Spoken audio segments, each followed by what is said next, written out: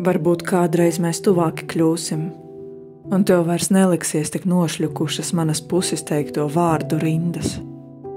Varbūt pat kļūšu tavās domu spraugās ieberama.